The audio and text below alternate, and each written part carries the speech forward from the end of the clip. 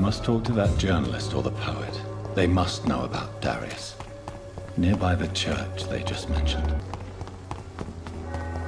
Joe, please, I don't have your money. Come on, Barrett, you know the game. You pay for peace of mind. Can't you just look the other way this week, Joe? Come on, we can sort it out, right? It's not my call, Barrett.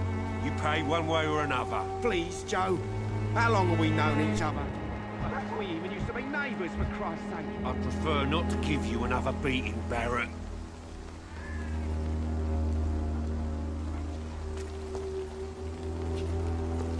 Excuse me, sir. I have a few questions for you. Another journalist? I didn't answer the first one, so piss off! I'm not a journalist, I'm a doctor. A doctor, you say? It's quite a rare breed in this part of town. Really? But still, here I am. Dr. Jonathan Reed, at your service. I'm Joe Peterson to some, but Colossus Joe to most. And I don't remember asking for your service, sir. Have you heard of a nurse named Dorothy Crane? She's a colleague of mine, and is supposed to live around here. Dorothy Crane? Yeah, I know her. One of the few good souls who dare to help the sick around here. Could you please tell me more about her? She's a nice girl. Tries to help the migrants. I offered to give her a hand, but she said my reputation would attract too much attention. Can I offer you my medical expertise, Mr. Peterson? The name is Colossus Joe. I don't get sick. May I ask what you do around here? I do whatever I want, and sometimes even more. Now sod off. According to you, physicians are scarce in this part of town. Why is that? Not familiar with this neighborhood, are you? I guess your fancy colleagues are too afraid of being stabbed in the back. This part of town does have quite a reputation. Would you say it's justified? Totally. Look at me, for instance. I always look my opponent in the eye before knocking him out. Goodbye, Mr. Peterson.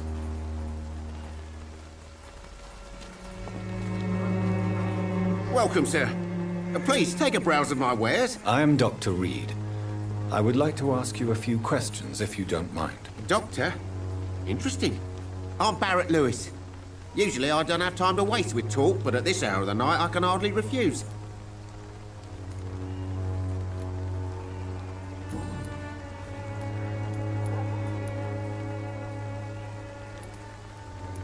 How is business around here? Business? I have no business. Between this racket, theft, and customers getting scared, I'm losing money every day. I see. Sounds like you blame someone in particular for your situation. It's no secret Joe Peterson spends his time harassing merchants. But with me, he's trying to put me out of business once and for all.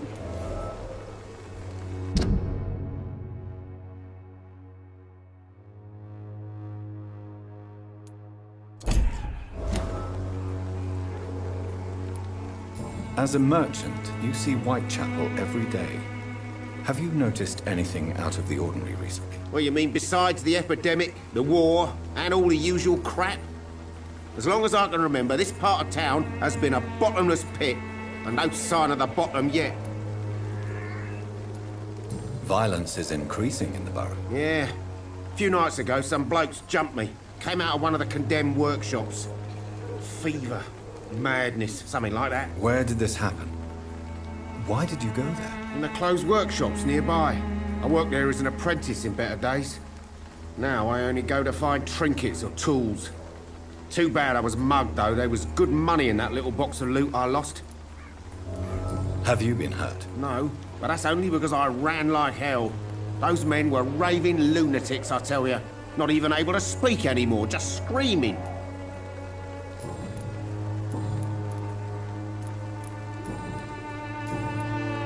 Have you heard of a nurse called Dorothy Crane? Nurse Crane? So the bitch really is a nurse, then? Always thought she was just some crafty foreigner, that one.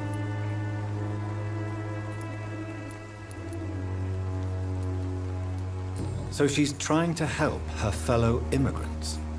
Why would that make her a villain? Dorothy Crane ain't even a real name. Something like Dorothea Craniu. Something like that. Came to England fleeing the war, I was told. That doesn't explain why she irritates you so much. Your precious Nurse Crane gives away medical supplies and prescriptions for free. I offered to sell it for a fair cut, but no. Miss Crane wanted to play the quiet saint.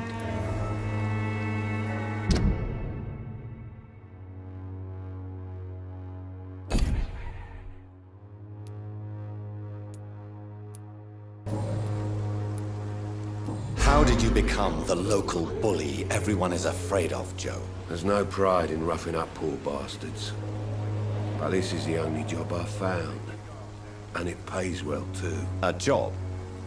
So you're racketeering for someone else? I got enlisted by the Wet Boot Boys, a gang from the docks. I'm their muscle for their dirty work. You are a criminal who endorses criminal activity.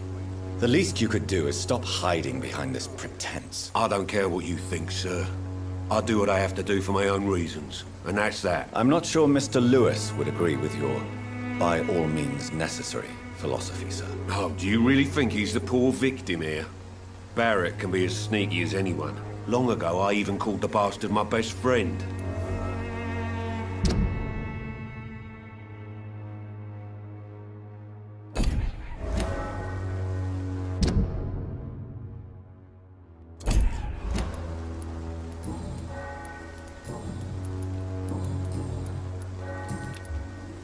Goodbye, Mr. Peterson.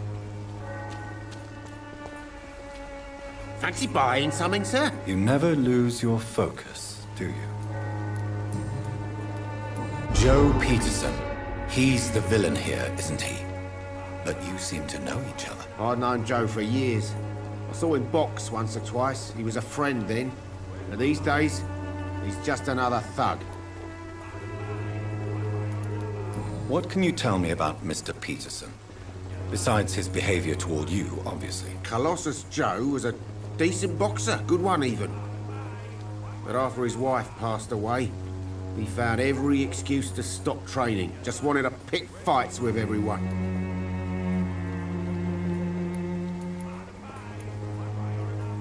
It's never easy to find a new path in life, especially after the loss of a loved one. But crime is certainly not the best option. We've all had some rough times, ain't we? But most of us don't use our fists to see us through. And no one has ever stood up to this thug. Nobody would be fool enough to stand against the Wet Boot Boy.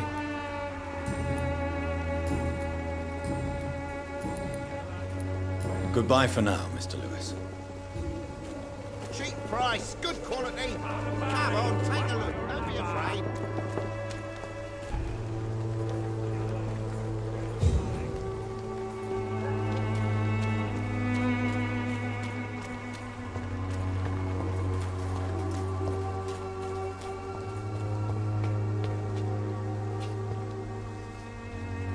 Excuse me, sir. Are you familiar with this part of town?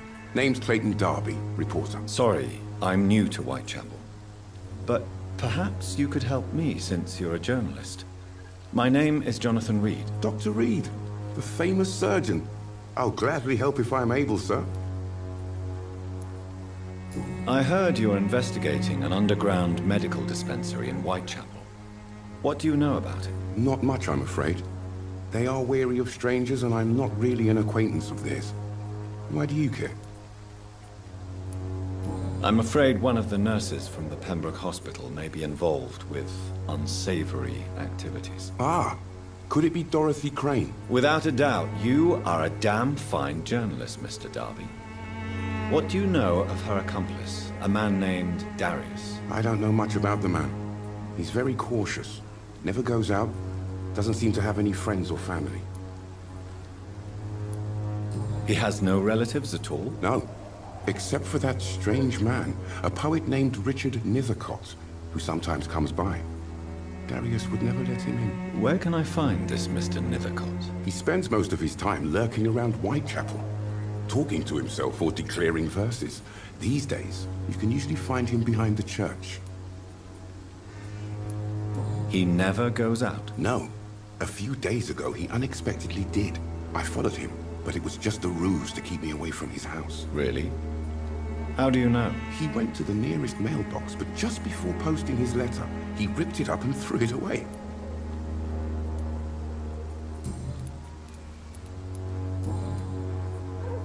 Why are the newspapers keeping silent about the Spanish influenza? It's as though none of you care. There's a war going on. People shouldn't be demoralized by news of deadly diseases.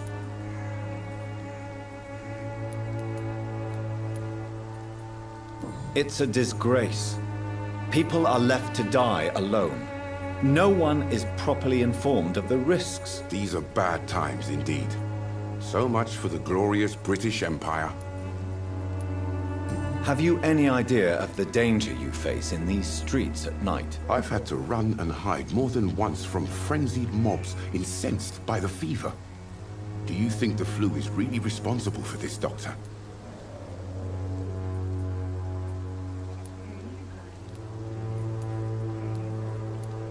I'm convinced there is more at work here than a simple epidemic. Really? To be honest, I could say the same. Some of the sick I saw or heard of. My God, what happened to them?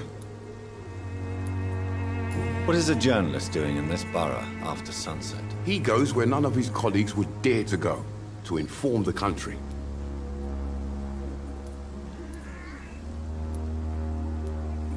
So you risk your life to reveal the truth. I saw many reporters do the same during the war. Whitechapel is the crucible of so many untold stories and tragedies. I want people to know them.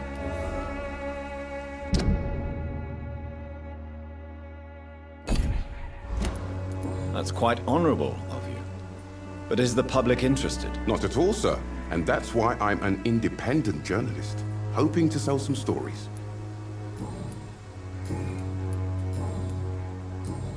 Goodbye, Mr. Darby. Farewell. Forgive my interruption. Do not apologize, my son. Father Tobias Whitaker is always happy to teach mortals about the incoming Armageddon. I am Dr. Jonathan Reed, and I just have a few questions. A scientist? You are much more lost than I thought, my son. Do you know Nurse Dorothy Crane from the Pembroke Hospital? I'd like to know more about her. I don't like the liberal ideas of nurses, but I especially abhor that Nurse Crane you mentioned. Why do you hate Nurse Crane more than other nurses? Before coming to London, she was a member of the communist resistance in her country. That's what happens when you let a woman get involved in politics.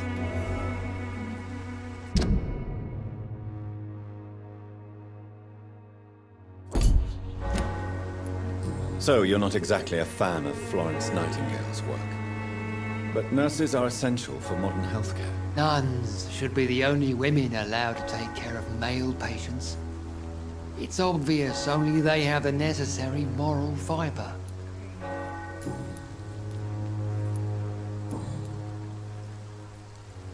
What do you mean when you say that I am more lost than you thought? All scientists are entangled in a world of causes and consequences. And most of them can't see the plain truth. Quite a judgmental opinion, if you ask me. But what do I know? Blinded by science as I am. But you are seeking answers, aren't you? Answers about the Armageddon about to strike the city. Answers about the hidden truth. I am. But the answers I seek are based on facts, not superstition.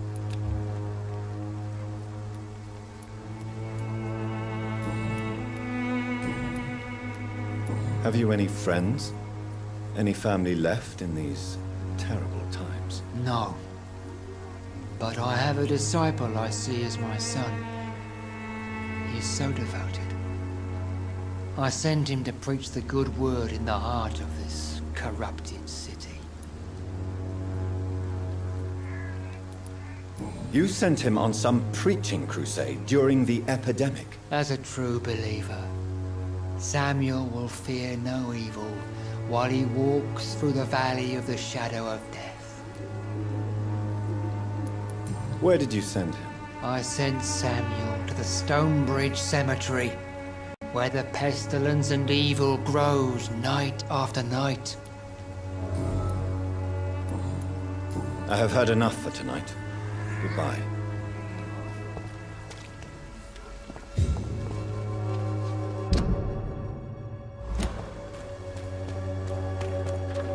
So pale, my lord. Would you like me to...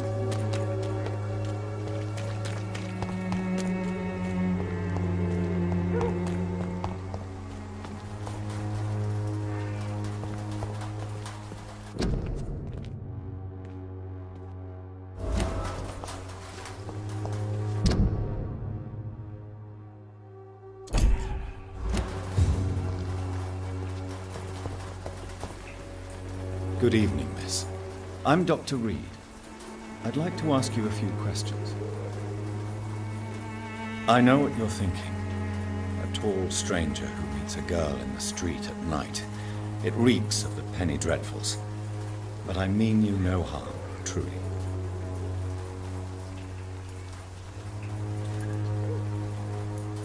I know you understand what I'm saying. Your silence has nothing to do with you being rude, does it?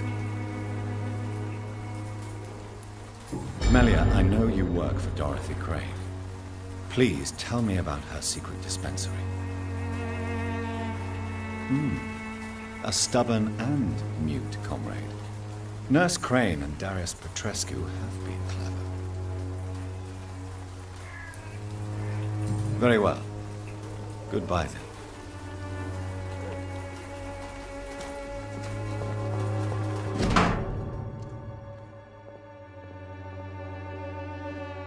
The content of Darius' letter to his children could give me more leverage to enter.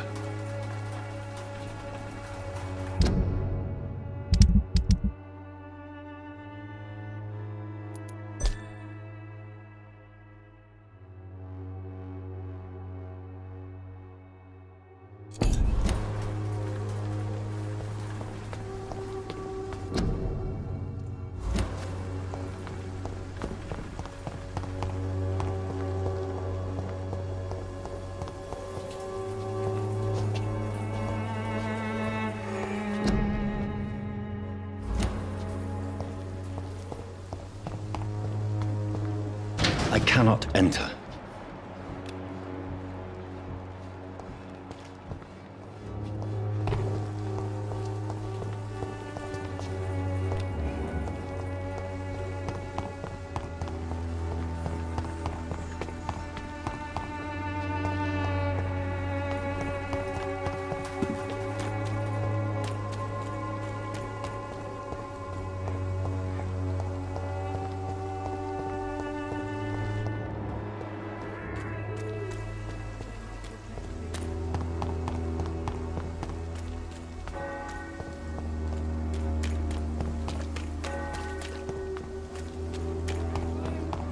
Imprisoned by your daily routine, unable to see the true horror around you.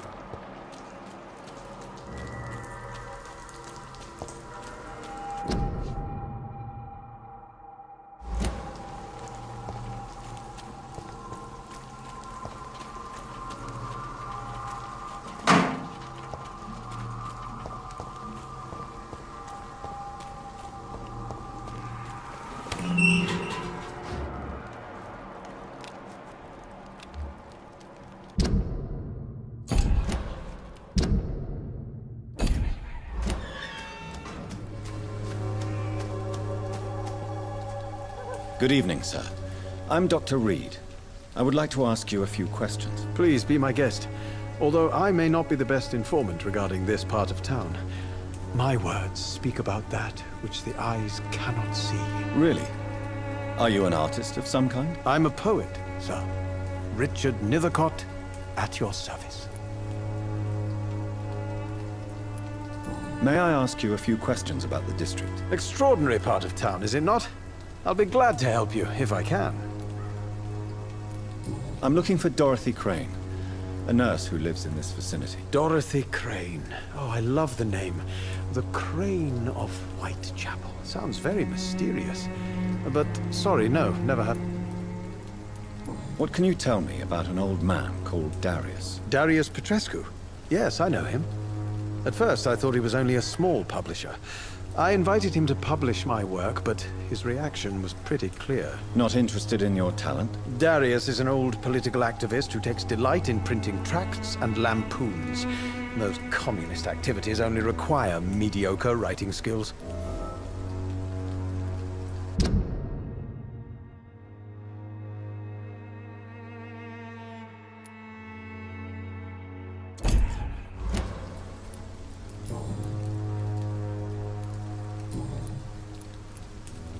Did you know the Mute Florist is a member of a secret society? No, I didn't.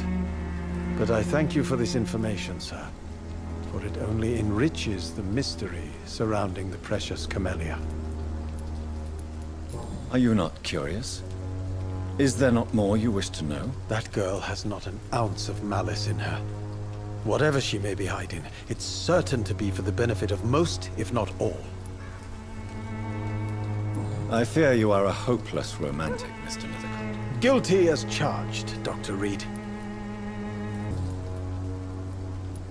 Tell me, Mr. Nithercott, why seek inspiration in Whitechapel? The place is not beautiful per se, but how to explain it? Stirring and challenging. Do you not think it a little morbid? On the contrary, sir. Whitechapel is full of life, full of beauty. Just like my dear muse, the wonderful Camellia. What can you tell me about Camellia? Not much. And that's the beauty of it. She can't speak, you know. She's a locked mystery who exhales kindness and sweetness.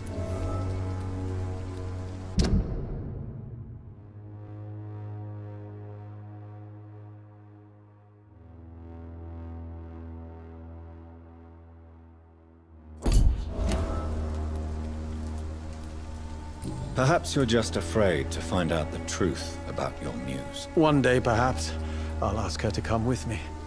But will she still be my wild flower of Whitechapel if she moves uptown?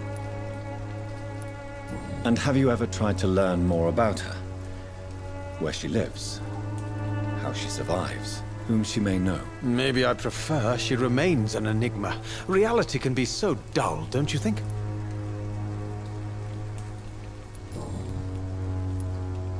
In what way, exactly? The struggle by gaslight, the barren smiles and the arid hunger under the rain. If you say so. Such vibrant antagonism and vivid paradox, the stripped humanity raged across each street. Vivid, of course, yes. And what about the poignant distress? Oh yes, the poignant distress. You see what I mean, don't you? That's what I want to write about, and that's what Whitechapel is made of.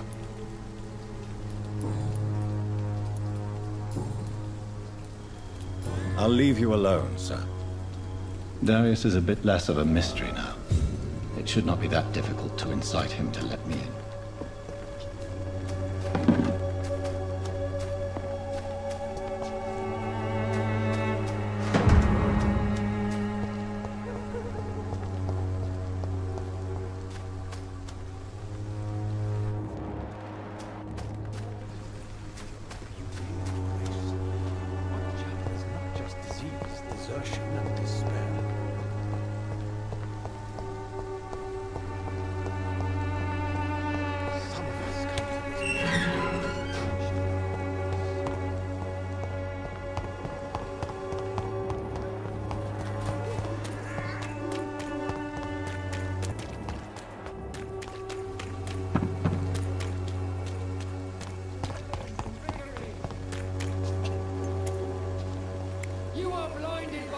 Don't be shy, handsome.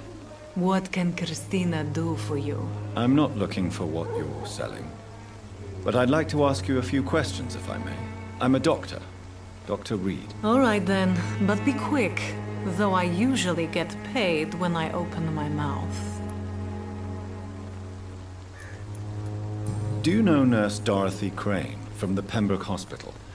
Anything you can tell me about her would be helpful. I don't know her, but I know her name is Dorothea Crăciunescu. She came from Romania like me and many others. You seem to respect her. Dorothea helps the sick people of Whitechapel. Everyone should respect that. Christina, have you been examined? The epidemic is spreading fast in London, and you could be exposed, or expose others. I don't like doctors or hospitals, but I don't like you asking questions. Considering your line of work, I assure you it is only a matter of time before you have health issues. If it is going to happen, it will happen. Right now, I need money. That's what's important. You can put your own life in danger, that's your decision. But what about your clients? If you're contaminated, you will put them in danger too. And you think that would worry me? If you knew the men I deal with, their health would not be what you'd worry about.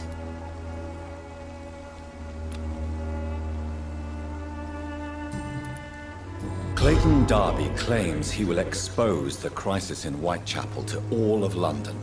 Do you believe him? I believe Clayton's courage will erode with time, until he finally leaves Whitechapel to start another fight somewhere else. Why this skepticism? How can you speak about starvation if you've never been hungry? Or about poverty? Or anything else you have never suffered from?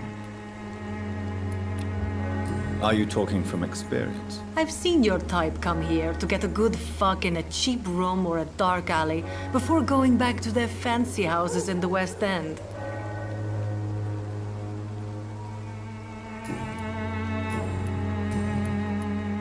Tell me about yourself. Are you joking with me? People don't usually come to see me for conversation. I have no interest in your work. I am, however, curious as to what led you into this career. Short story. The war, exile, and England. This country is not especially welcoming. I've been refused many jobs because of where I am from. I had few options left.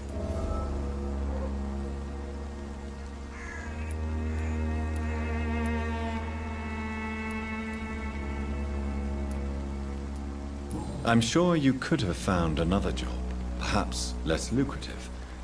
Maybe you should try again. And when exactly was the last time you looked for a job? Or worried about the rent, or what, or when you were going to eat? Goodbye, miss. Take care of yourself as best you can.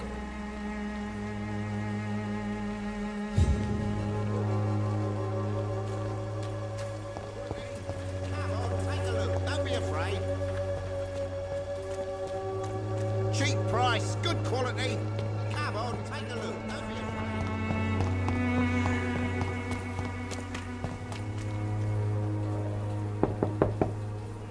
Mr. Petrescu, just 1 minute, please. You again.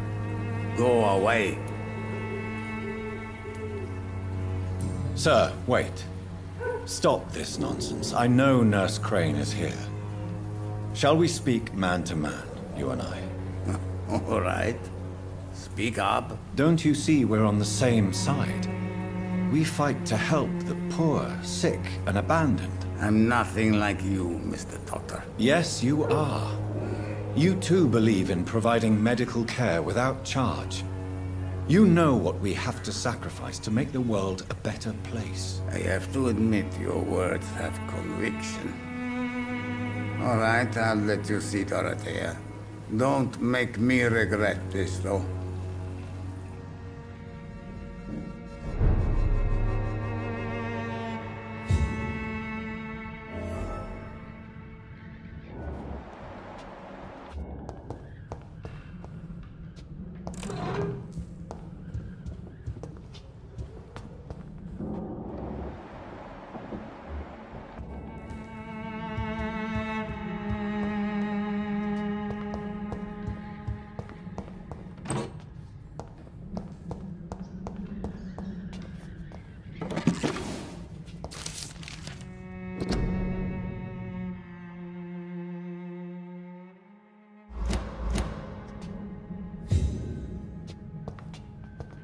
It's locked.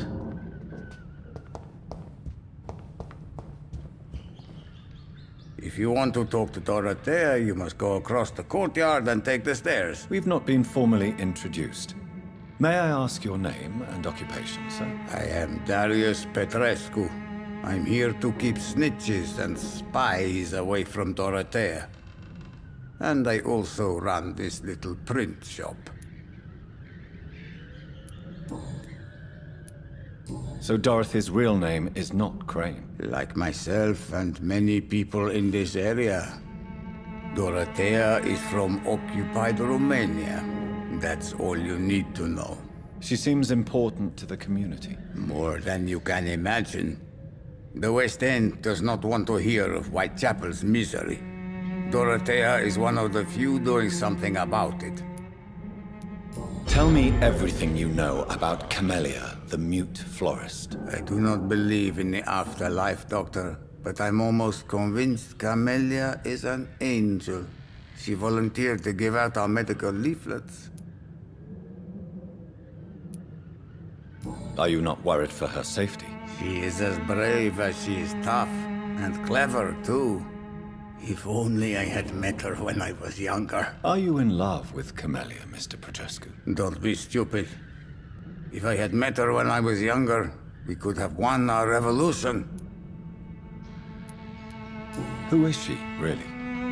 Do you know where she's from? She's not from around here, that's all we know. Camellia is not even her name. It's her favorite flower. You say she has no close family. Well, there's that awful poet who constantly follows her around like a lost puppy. A good man for sure, but a very poor writer.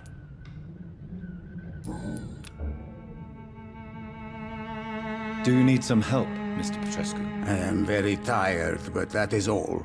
I don't need you, Doctor. Well, if you feel all right, that's fine.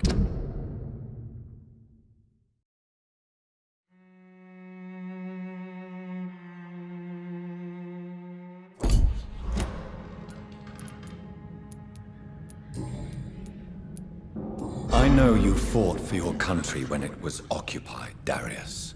Tell me more about it. I know my days are numbered, and I know I won't see my homeland again. But I fought for Romania all my life, and I will until my last breath. But Romania escaped the grasp of the Austro-Hungarian Empire. It's a free country again. But it's not the country I fought for. My homeland is not appeased, Doctor. And I still see a dark future ahead for my people. How did you meet Nurse Crane, Darius? Why does she trust you? I'm her oldest friend in England. Dorothea and I share many ideas about this country and about the country we left. You mean occupied Romania, don't you? Even if not directly, I fought against your enemies. Really? Then perhaps you have more in common with Dorothea than meets the eye, Dr. Reed. Do you have any family left, Mr. Petrescu? Children or grandchildren? Who knows? I have abandoned my people for so long, they might as well be dead. As dead as I am for them, I suppose. Don't be embarrassed, sir.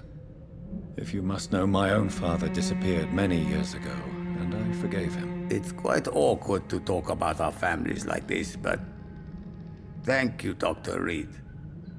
I appreciate your trust. This war won't last forever.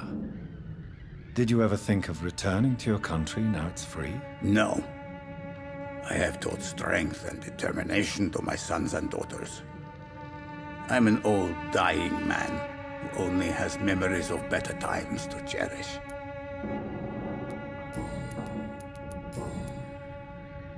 Goodbye, Mr. Petrescu.